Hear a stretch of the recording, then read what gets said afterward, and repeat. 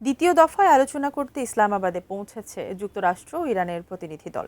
তবে আদৌ বৈঠক হবে কিনা এ নিয়ে সংশয় রয়েছে। এর মাঝে বৈঠকের আগেই ওয়াশিংটনের অবস্থান নিয়ে কড়া মন্তব্য করেছে তেহরান। দেশটির অভিযোগ, যুদ্ধ থেকে পালানোর সম্মানজনক পথ খুঁজছে যুক্তরাষ্ট্র। তাই যুদ্ধবিরতির জন্য মরিয়া হয়ে উঠেছেন প্রেসিডেন্ট ডোনাল্ড ট্রাম্প। কিন্তু কি চাইছে ইরান? বিস্তারিত জানাচ্ছেন এসআই রাজ। মধ্যপ্রাচ্যে ইরান ও যুক্তরাষ্ট্রের চলমান উত্তেজনার মধ্যে তেহরান দাবি করেছে ওয়াশিংটন এখন যুদ্ধ থেকে বের হওয়ার একটি সম্মানজনক পথ খুঁজছে।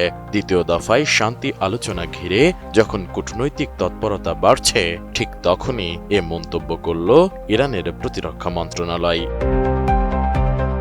25 এপ্রিল দেশটির প্রতিরক্ষা মন্ত্রণালয়ের এক মুখপাত্রকে উদ্ধৃত করে ইরানি সংবাদ মাধ্যম ইসনা জানায়, বর্তমান পরিস্থিতিতে ইরানের সামরিক অবস্থান প্রভাবশালী। মুখপাত্রের ভাষায়, এই সংঘাতে যুক্তরাষ্ট্র এমন এক অবস্থায় আটকে পড়েছে যেখান থেকে বের হতে তারা এখন সম্মানজনক পথ খুঁজছে।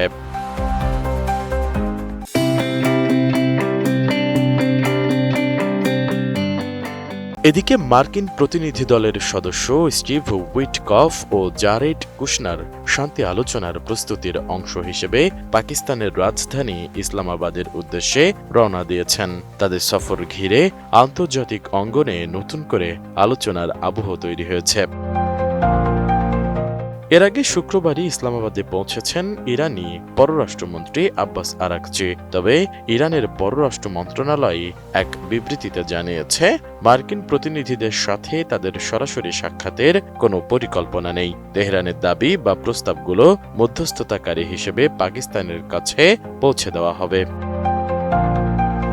2 সপ্তাহ আগেও ইসলামাবাদে যুক্তরাষ্ট্র ও ইরানের মধ্যে একটি বৈঠক হয়েছিল, যা কোনো ফলাফল ছাড়াই শেষ হয়। তাই ইসলামাবাদের এবারের এই কূটনৈতিক দৌড়ঝাঁপ বিশ্ব অর্থনীতিতে কোনো স্বস্তি ফেরাতে পারে কিনা সেদিকেই নজর সবার।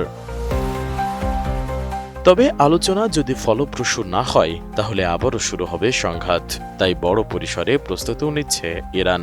সংবাদ মাধ্যম প্রেস টিভির এক প্রতিবেদনে জানানো হয়েছে, তেহরানের বিশাল ক্ষেপণাস্ত্র ভাণ্ডারের একটি বড় অংশই এখনও অব্যবহৃত ও অক্ষত অবস্থায় রয়েছে। ইরানের প্রতিরক্ষা মন্ত্রণালয়ের মুখপাত্র রেজা তালাইনিক বর্তমান পরিস্থিতি ব্যাখ্যা করে জানিয়েছেন, তাদের দেশ এখন উচ্চ পর্যায়ের রক্ষণাত্মক অবস্থানের পাশাপাশি যেকোনো মুহূর্তে বড় ধরনের পাল্টা আঘাত হানার জন্য পূর্ণ প্রস্তুতি বজায় রেখেছে।